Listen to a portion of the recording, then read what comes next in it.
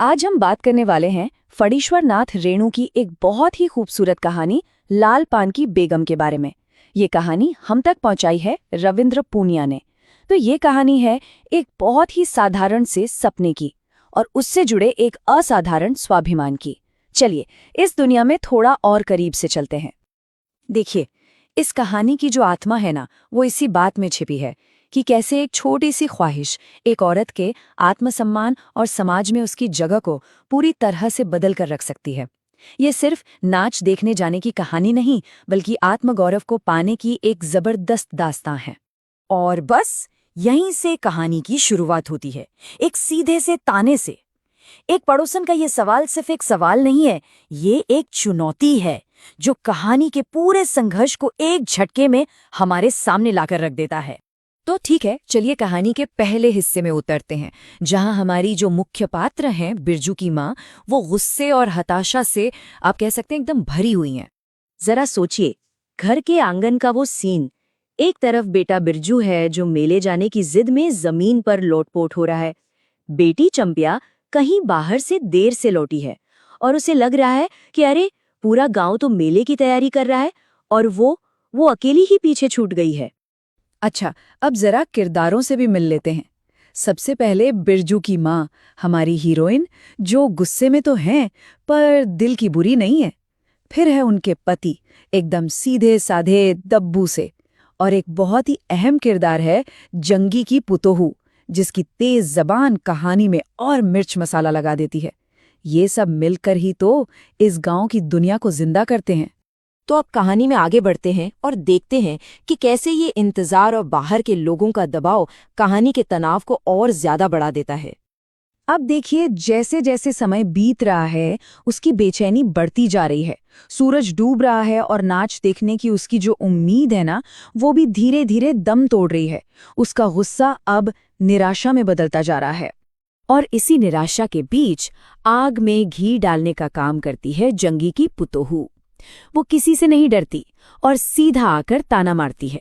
ये सिर्फ गांव की गपशप नहीं है, ये एक सीधा हमला है जो बिरजू की माँ के गुस्से और शर्म को और भी भड़का देता है। और ये है कहानी का वो पल जहां वो पूरी तरह से टूट जाती है। वो उम्मीद छोड़ देती है। उसकी सारी हताशा अब एक गहरी कड़वी निराशा में बदल चुकी है। उसने मान लिया है कि उसका सपना अब कभी पूरा नहीं होगा। लेकिन कहानी यहीं खत्म नहीं होती। असली ट्विस्ट, असली मोड़ तो अब आने वाला है। एक ऐसा पल जो सब कुछ, बिल्कुल सब कुछ बदलने वाला है। दूर से एक आवाज, पहियों की। एक पल के लिए सब कुछ शांत हो जाता है। क्या ये वही है जिसका उसे इतनी देर से इंतजार था? और फिर वो पल आता है, उसका पति आता है, और वो भी कोई ऐसी वैसी बैलगाड़ी लेकर नहीं, बल्कि एक सजी धजी शानदार बैलगाड़ी के साथ। वो भूला नहीं था, वो तो एक जबरदस्त तैयारी कर रहा था। ये वो पल है जहां सारी निराशा एक झटके में खुशी में बदल जाती है। और बस इसी एक पल ने सब कुछ बदल दिया। उसके पति से मिले इस सम्मान ने उसके सारे गुस्से को पिघला दिया और उसकी जगह ले ली गर्व ने। अब वो सिर्फ बिरजू की मां नहीं है, अब वो है गांव की लाल पान की बेगम, एक रानी। चलिए अब कहानी के आखिरी हिस्से में चलते हैं। यहाँ हम देखेंगे उसका पूरा ट्रांसफॉर्मेशन। एक गुस्सैल नाराज औरत से एक उदार बड़े दिल वाली रानी बनने का सफर। और देखिए, ये जीत सिर्फ उसकी अपनी नहीं है। शक्ति और गर्व का ये एक पल पूरे समुदाय के साथ उसके रिश्ते को एक ही बार में बदल देता है। और उसके इस बदले हुए दिल का सबसे बड़ा सबूत वो उन लोगों को भी साथ चलने के लिए बुलाती है जिन्होंने उसे या तो परेशान किया था या जो अकेले थे। अकेली मखनी बुआ को, यहाँ तक कि ताना मारने वाली जंगी की पुतोहू को, और गांव के सारे बच्चों को। ये उसकी नई उदारता का सबसे बड़ा प्रमाण है। अब मेले की ओर जाने वाली ये यात्रा कोई आम यात्रा नहीं रह गई है। ये एक विजय जुलूस जैसा है, और वो इसकी रानी है। उसकी अपनी आंखों में और गांव वालों की नजरों में उसका दर्जा अब बहुत ऊपर उठ चुका है। कहानी का अंत होता है एक पूर्ण संतुष्टि और शांति के एहसास के साथ।